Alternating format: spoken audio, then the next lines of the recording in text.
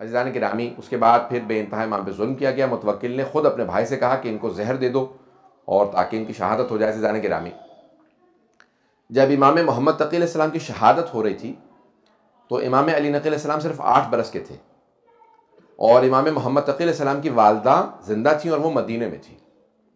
تو امام علی نقی علیہ السلام نے رو کے اپنی دادی سے کہا دادی اماں، آج میرے بابا کی شہادت کا دن ہے۔ تو جناب صدیقہ خاتون رونے لگیں، کہا بیٹا ایسا مت کہو، میرا 25 برس کا جوان بیٹا ہے۔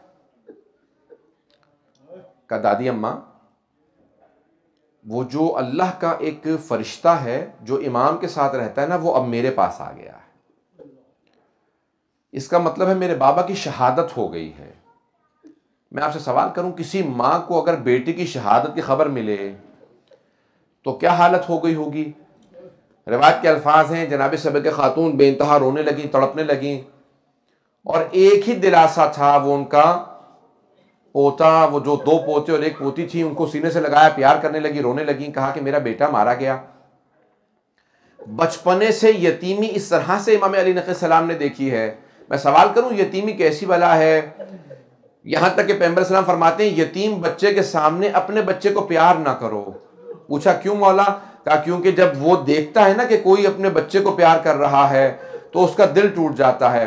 عزیزان گرامی، روایت کے الفاظ یہ ہیں کہ جب پہلی عید آئی تھی نا امام حسن مجتبیٰ کی شہادت کے بعد، یہ مسلسل جب عید آیا کرتی تھی تو امام حسین علیہ السلام جنت البقیع اپنے بھائی کی قبر پہ جایا کرتے تھے، تو اپنے بچوں کی انگلی پکڑتے تھے لیکن سر پہ ہاتھ نہیں رکھتے تھے۔ تو کبھی کسی نے پوچھا اتنا پیار کرتے ہیں تو آپ بچوں کو کیوں نہیں پیار کرتے؟ کہا جب میں قاسم کو دیکھتا ہوں تو مجھے احساس ہوتا ہے کہ میرا بھتیجا کبھی یتیمی کا احساس نہ کرے، اپنے بابا کو یہ محسوس نہ کرے میرا باپ سر پہ نہیں ہے، اس لیے میں اس کی محبت میں اس کو زیادہ پیار کرتا ہوں، اسے سینے سے لگاتا ہوں، اس کے سر پہ ہاتھ رکھتا ہوں، اپنے بچوں کے سر پہ ہاتھ نہیں رکھتا، تاکہ میرے بھتیجے یتیم بھتیجوں کو یہ محسوس نہ ہو کہ دیکھو ہمارے جو چچا زاد بھائی ہیں ان کے سر پہ ہاتھ رکھنے والا ہے لیکن ہمارا باپ سر پہ موجود نہیں ہے۔ عزیزان گرامی، یتیمی عجیب چیز ہے۔ امام علی نقی علیہ السلام نے 8 برس کے سن سے یتیمی دیکھی اور مسلسل یہ دیکھتے رہے کہ ہر طرف سے ظلم ہوتا رہا امام علیہ السلام پہ۔ عزیزان گرامی، جب جناب سکینہ بنت الحسین کو پہلا تماچا لگا تھا نا تو انہوں نے اس لحظے میں اپنے چچا کو پکارا تھا اور کہا تھا کہ چچا جان آ کے دیکھیے ذرا میرے کانوں سے کتنا لہو بہ رہا ہے۔ عزیزان گرامی، ایک سوال کروں گا کہ اب ذرا ایک مرتبہ تصور کیجئے، وہ امام علی نقی علیہ السلام جو 8 برس کے سن سے مسلسل اپنے بابا کو محسوس کرتے ہوں کہ میرے بابا کہاں پہ کاظمین کے اندر شہید ہوئے، وہاں پہ ان کو دفنایا گیا۔ عزیزان گرامی، اب یہ مسلسل وقت کٹتا رہا یہاں تک کہ آخری لحظات ہیں امام علی نقی علیہ السلام کے۔ عزیزان گرامی، کہتے ہیں کہ یہ جو ائمہ کو زہر دیے گئے ہیں نا، ان میں جو سخت ترین زہر تھے وہ 4 اماموں کے تھے۔ اب وقت نہیں ہے کہ میں تفصیل سے جا سکوں، آخری جملے کو پیش کر رہا ہوں، اس کے بعد آپ ماتم کریں گے۔ عزیزان گرامی، ذرا ایک مرتبہ آنکھیں بند کر کے تصور کیجئے گا، کیا تصور ہے؟ کہتے ہیں جیسا 4 اماموں کو زہر دیا گیا ویسا کسی کو نہیں دیا گیا۔ کیوں؟ وہ کہتے ہیں جو امام حسن مجتبیٰ کو زہر دیا گیا ویسا زہر کسی کا نہیں تھا۔ پوچھا کیوں؟ کہا کیونکہ امام کا کلیجہ نکل آیا تھا۔ کہا دوسرا کس کو زہر سخت دیا گیا تھا؟ کہا دوسرا امام رضا علیہ السلام کو۔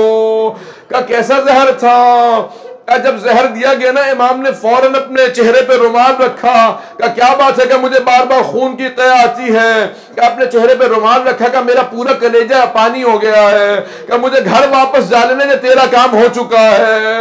عزیزان گرامی، 2 اور امام، ایک امام علی نقی علیہ السلام، آپ کے بیٹے جب امام حسن عسکری علیہ السلام قریب میں موجود تھے، کہا بیٹا مجھے سہارا دے کے بٹھا دو، میرے اجداد رسول خدا علی مرتضی سب آ گئے میرے لینے کے لیے، میری دادی زہرا موجود ہے، اجرکم اللہ۔ عزیزان گرامی، اور ایک ہے امام حسن عسکری علیہ السلام جن کو زہر دیا گیا، سخت ترین زہر دیے گئے۔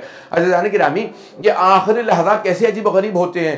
روایت کے الفاظ ہے، سامرہ تھا، امام حسن عسکری علیہ السلام نے خود سے اپنے بابا کو غسل و کفن دیا، کفن دینے کے بعد بڑے شان و شوق سے کہا گھر میں شیعوں کو جمع کر لیا، کہ میرے بابا کا یہی جنازہ پڑھ لو۔ کہا مولا بہت لوگ جمع ہیں۔ کہا نہیں، وہاں متوکل مجھے جنازہ پڑھانے نہیں دے گا، وہ خود جنازہ پڑھانا چاہتا ہے، میں اپنے بابا کا یہاں جنازہ پڑھاؤں گا، سب کو جمع کیا، کہا کہ یہاں جنازہ پڑھ لو، لیکن میں کہوں گا مولا جب آپ اپنے بابا کا جنازہ پڑھا رہے تھے آپ کے گلے میں توق نہیں تھا، ہاتھوں میں بیڑیاں نہیں تھی، ہاتھوں میں ہتکڑیاں، پاؤں میں بیڑیاں نہیں تھی، مولا آپ کی پھپھیوں کے سروں پہ چادریں موجود تھی، تازیانے نہیں مارے جا رہے تھے۔